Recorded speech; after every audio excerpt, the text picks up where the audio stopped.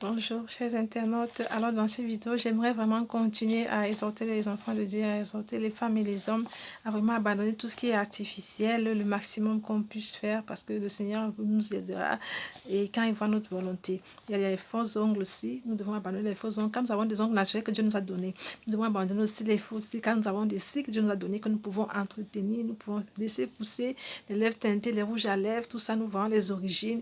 La pédicure, nous allons faire dans les salons de beauté et tout. Est-ce que vous savez ce qui est fait avec la plante de vos pieds qui est raclée? Toutes ces choses aussi attirent beaucoup de combats. Nous avons déjà des combats dans les familles, dans le voisinage, parfois là où on travaille. Et maintenant, on ajoute encore des combats inutiles. Par exemple, tous ces endroits que nous fréquentons, toutes ces personnes qui touchent nos visages par des soins, par des ongles qui sont posés, par des manicures, des pédicures, tout ça, même si c'est vous qui les faites, aussi, déjà, c'est pas des choses naturelles que vous mettez sur vous. Et ceux qui vont les faire dans les salons, est-ce que vous savez l'origine, l'identité spirituelle des personnes qui vous les posent, qui vous les mettent? Ça, c'est important aussi. Et je voulais vraiment attirer notre attention sur les coiffeuses aussi. Beaucoup de coiffeuses ont abandonné certaines choses, elles se sont dépouillées, mais elles continuent à poser ces choses aux personnes.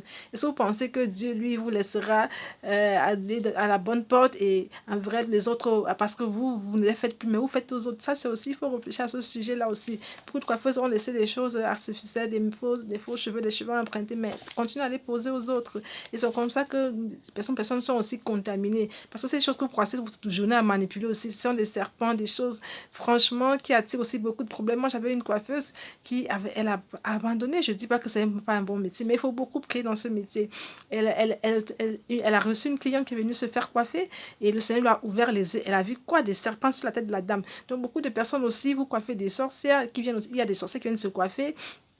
Il y a aussi celles à qui vous mettez ces faux cheveux qui sont parfois, elles ne savent pas ce qu'elles font, mais c'est toujours vous qui les manipulez.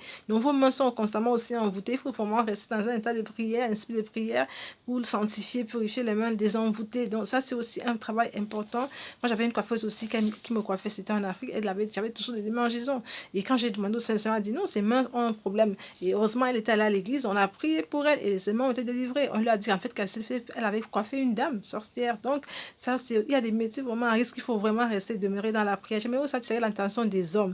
Parce que tout ce que les femmes font, c'est aussi pour vous plaire aussi. Et c'est aussi de conscientiser les femmes parce que c'est un combat qu'on ne peut pas gagner sans les hommes. C'est les hommes qui apprécient ces choses, qui apprécient les habillements serrés, qui regardent ces formes. Ce sont les hommes aussi qui apprécient ces faux mèches, ces faux cheveux. Car on voit que les femmes, quand elles sont naturelles, même quand on va à des séminaires, même quand c'est parfois des serviteurs, des servants, on apprécie des faux cheveux, on apprécie ce qui est pas naturel, ce qui est artificiel, c'est ça qui est apprécié. Mais ce qui est, parfois on voit une sœur de mèche qui se balance par-ci par-là, mais c'est sur elle qu'on donne des prophéties. Parfois on se demande, mais Dieu ne voit pas toutes ces choses qui sont sur elle. On ne peut pas lui dire aussi, enlève ces choses qui sont sur toi.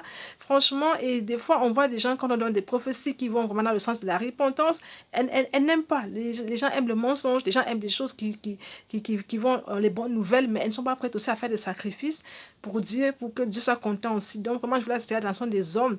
Dites à vos femmes qu'elles sont belles telles qu'elles sont, à vos sœurs, afin qu'elles puissent aussi abandonner ces choses. C'est aussi grâce à votre concours. C'est vrai que beaucoup d'hommes aussi maintenant sont devenus artificiels, utilisent des choses, font des choses, c'est des caps. Ça, c'est dangereux, franchement. Aidons-nous les uns les autres pour sortir. Ça, vraiment, c'est un tunnel, vraiment. Je prie vraiment que le Seigneur vous aide, qu'il nous aide, car ces choses-là, ces mèches-là, ce sont vraiment des serpents. Et j'aurai peut-être l'occasion une prochaine fois de rendre mon témoignage de comment j'avais abandonné les faux cheveux, qu'est-ce qui m'était arrivé. Et je vous souhaite bonne journée et